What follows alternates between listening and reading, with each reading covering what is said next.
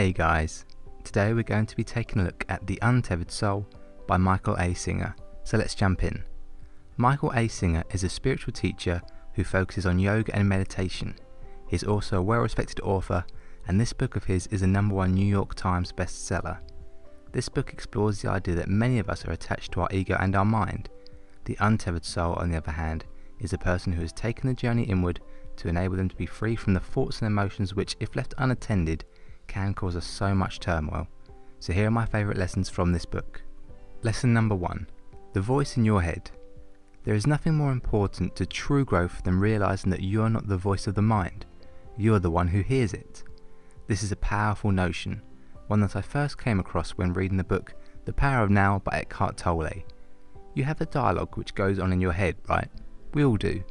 But the fact that you can notice that your mind is chatting away tells you that the voice does not belong to you. You are the observer of the voice. Michael says that we should step back from the voice in our head in order to examine it objectively. When you do this, you notice how insignificant the voice is, as can be seen in the following quote. Most of life will unfold in accordance with forces far outside your control, regardless of what your mind says about it.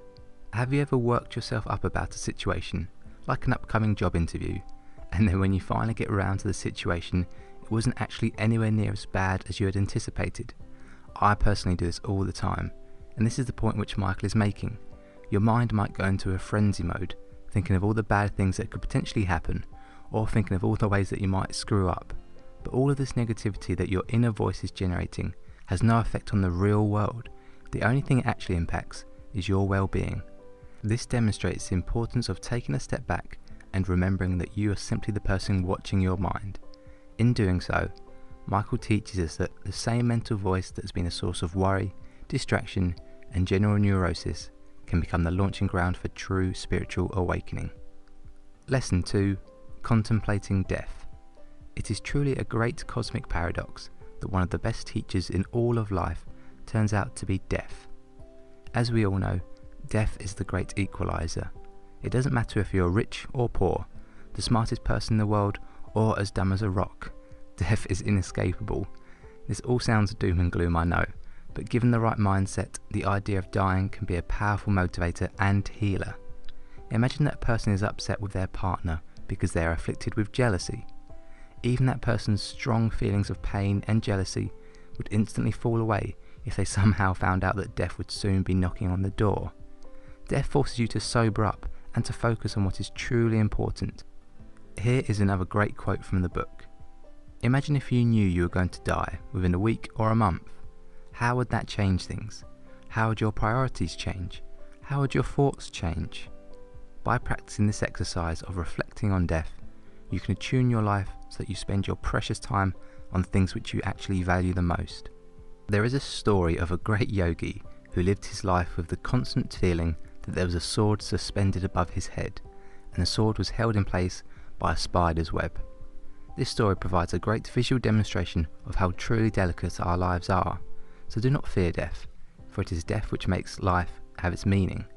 Learn to use death as a tool to make healthier decisions, to make better use of your time, and to make stronger relationships in your life. Lesson 3. Removing your inner thorn. Imagine that you have a thorn stuck in your arm, and when this thorn is touched or disturbed, it causes you a lot of pain. This is obviously an issue, and we have 2 ways to resolve the problem. Number 1. You do everything that you possibly can to prevent anything or anyone from touching the thorn. And number 2, you bite the bullet and remove the thorn. The thorn in your arm is analogous to the challenges and insecurities which we face during our lives. Let's take loneliness as an example. Someone who suffers from loneliness might put loads of energy into building a wall to protect that insecurity from being touched because it causes pain. They might avoid going to places like restaurants or the cinema because they are likely to see couples enjoying each other's company, which will trigger the painful emotion of loneliness. This is the equivalent of choosing option 1 to solve the problem. The better solution, however, is option 2, where you remove the thorn from your arm. Look deep within yourself, to the core of your being, and decide that you don't want the weakest part of you running your life. When you take this courageous step and journey into yourself, you can remove the thorn. For example, You might come to terms with the fact that you don't need other people to stop you from feeling lonely, but you want to hang out with other people because you are genuinely interested in others and enjoy people's company. This once again shows us that by becoming more conscious of our mind, we can free ourselves from our internal suffering, which creates room for us to grow as a person and live a more fulfilled life.